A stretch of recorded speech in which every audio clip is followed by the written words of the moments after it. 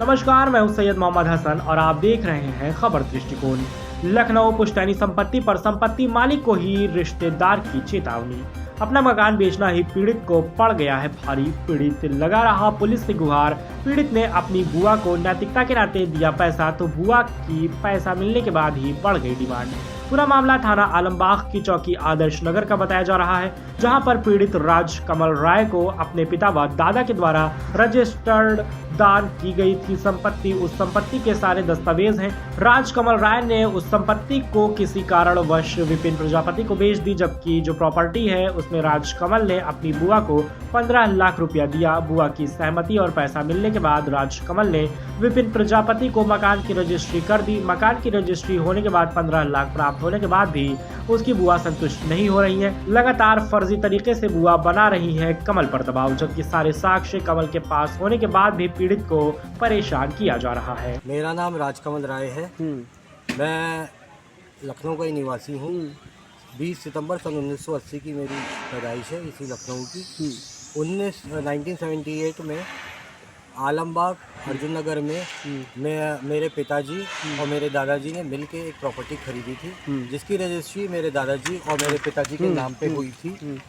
और सन 1978 में पिताजी ने अपना हिस्सा मुझे रजिस्टर्ड दान डीड से दान किया था, और मेरे दादाजी ने मेरे सबसे छोटे चाचा सर्वेश जी, जो अभी दुनिया में नहीं है, उनको दान किया था। प्रॉपर्टी आपने किसको सेल करी है? प्रॉपर्टी मैंने श्री विपिन प्रजापति जी को सेल की है। ये कहाँ रहते हैं? विपिन प्रजापति जी यहीं मवैया में रहते हैं। तो आज मामला क्या है? चौकी पे आए हुए हैं, क्या पूरा मामला है? मामला बस ये है, मेरी बुआ जो कि मुझसे 15 लाख रुपए इस प्रॉपर्टी के एवज में अपने हिस्से और दादी के हिस्से के रूप में ले चुकी हैं। क्या नाम है? अलका शर्मा। कहाँ के रहने वाली? अलका शर्मा ये D849 ओमेक सिटी में रहती हैं, शहीद पथ के पास। इन्होंने 3-4 लोगों के सामने अपने जहाँ पे इनके बेटा एक ऑफिस चलाता था, जिसका कभी मुझसे एग्रीमेंट नहीं किया गया, ना परमिशन ली गई, ना आज तक मुझसे उसका कभी किराया दिया गया, बल्कि वहाँ के समस्त विभाग का भी बिजली बिल भी मैं पे करता था मोस्टली। और अभी भी 17,000 पिछले 5 महीने का मैंने अभी रिसेंटली पे किया है। तो अभी क्या? उन्होंने चाबी दी मुझे और कहा कि बेटा ये सारा सामान मेरे घर पे भिजवा देना, या तो इसमें से आधा खाली दान कर देना, जिसका उन्होंने एक लिखित मेरी दादी ने भी दिया है और उन्होंने भी दिया, और अपने पैसा प्राप्ति की भी सारी रसीदें मुझे दी हैं।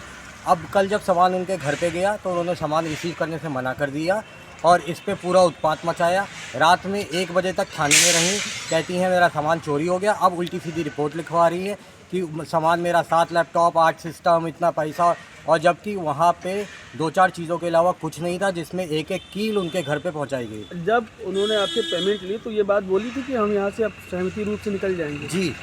उसके बाद अभी पेमेंट किस तरीके से लिया गया? माता के अनुसार समझ के पेमेंट किस तरह का लिया गया? पेमेंट उन्होंने 9 लाख रुपया अपने बैंक अकाउंट में लिया और 6 लाख रुपया कैश लिया। अच्छा, अगर आपकी सुनवाई नहीं होती तो फिर आगे आप क्या करेंगे? मैं इस मेंटल स्टेज पे आ गया हूँ कि इस प्रॉपर्टी बेचने के बाद भी मेरे हाथ में कोई पैसा नहीं बचा है। मैंने तो प्रेसिडेंट को भी पूरी वो दरख्वास्त की है मुझे इच्छा मृत्यु दे